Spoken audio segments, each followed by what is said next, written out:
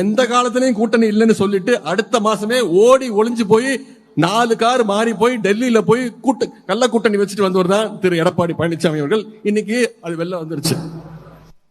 இன்னைக்கு ஒவ்வொரு நாளும் திரு அமித்ஷா அவர்கள் ஒரு நாள் சொல்றாரு கூட்டணி ஆட்சி தான் அப்படின்னு. திரு எடப்பாடி பழனிசாமி அடுத்த நாள் சொல்றாரு கிடையாது கிடையாது தனித்துவமான ஆட்சி தான் அப்படின்னு. இப்படி அவங்களுக்குள்ளேயே ஒரு ஒற்றுமை இல்லாத நிலைமை போய்கிட்டு இருக்கு. நான் இன்னும் சொல்றேன், ரெண்டு பேரும் போட்டி போட்டுக்கிட்டு இப்படி பண்ணிட்டு இருந்தாங்கன்னா தமிழ்நாட்டில் ஒரு தொகுதியில கூட டெபாசிட்டை கூட வாங்காது அந்த கூட்டணி. இதெல்லாம் தமிழ்நாட்டு மக்கள் பார்த்துக்கிட்டு இருக்கிறாங்க. அண்ணா பேர்ல கட்சியை வச்சுக்கிட்டு சுயநலத்துக்காக அமித்ஷா கிட்ட மொத்தமா அடமானம் வச்சுக்கிட்டு எடப்பாடி எங்க கூட்டணி பத்தி பேசுறதுக்கு அவருக்கு என்ன இருக்குது? எங்க கூட்டணி வலுவா இருக்குதா குறைவா இருக்குதுன்னு மக்கள் தான் பார்க்கணும். என்ன உதயநிதி வந்து எங்களுக்கு கணிப்பு சொல்ல வேண்டிய அவசியம் இல்லை. அவர் ஜோசிக்காரம் இல்லை. அவருடைய கூட்டணி அவர் காப்பாத்தினா போதும். அவர் கூட்டணியில் தான் பல்வேறு முரண்பட்ட கருத்துக்கள் பத்திரிகையிலையும் ஊடகத்திலையும் வெளிவந்துட்டு இருக்குது.